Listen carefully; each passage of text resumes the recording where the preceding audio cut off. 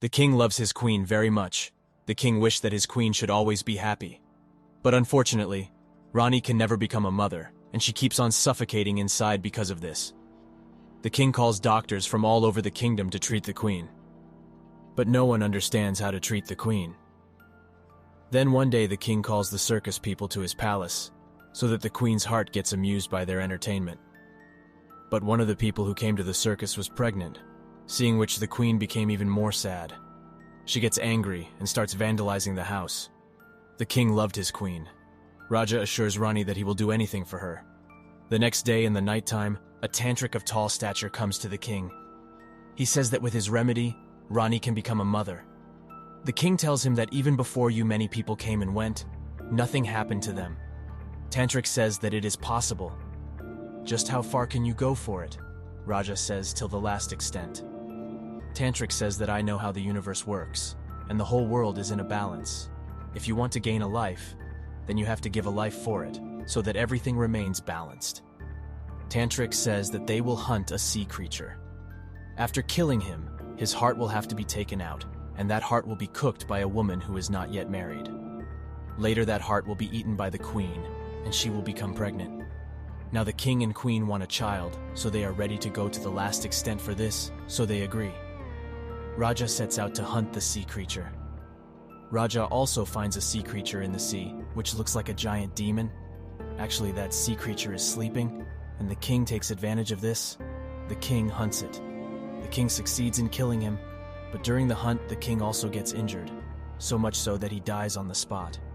But by then, the king would have taken out the heart from his body.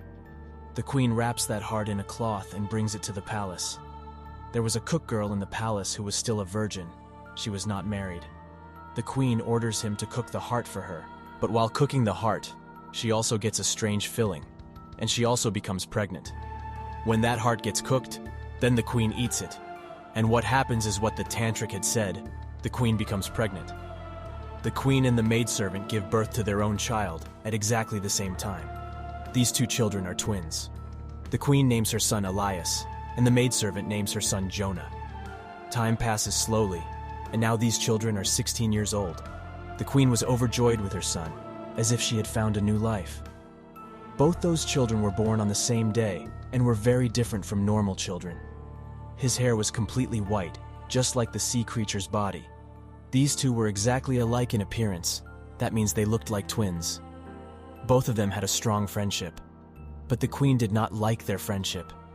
She used to explain to her son that you are a prince. You cannot be friends with a maidservant's son. But Ilias does not listen to his mother, and he used to meet her again and again. One more special thing about these two was that they could breathe even in water. These two often used to go to the same sea where their father had killed the sea creature.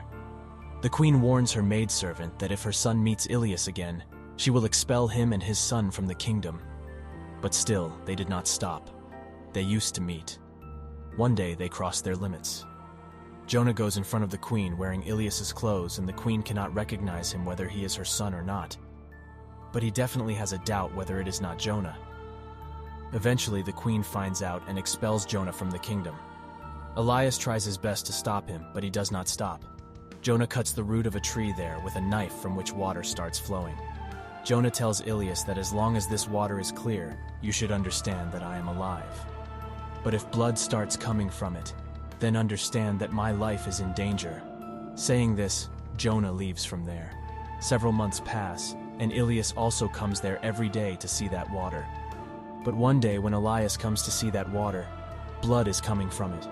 Realizing that Jonah's life is in danger, he sets out to find Jonah without telling his mother. After much searching, he finds Jonah's house. Jonah would have married a girl.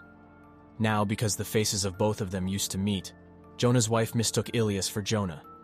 On inquiry, he learns that Jonah had gone to the forest 5 days ago and has not returned yet. Now Elias goes to find Jonah. Here Rani gets nervous and starts looking for Ilias. She doesn't find Elias anywhere, so upset she calls the same tantric. That tantric once again makes the same demand that if the queen wants to bring back her son, then she will have to give her life in exchange for her life. The queen also agrees to this. After all, she is a mother. Jonah was trapped somewhere in the jungle and was injured a lot. Then a flying creature attacks him, tries to kill him. Hearing Jonah's screams, Ilias rushes to him and kills the creature with his sword. But that flying creature was his own mother, because that was the condition: life for life.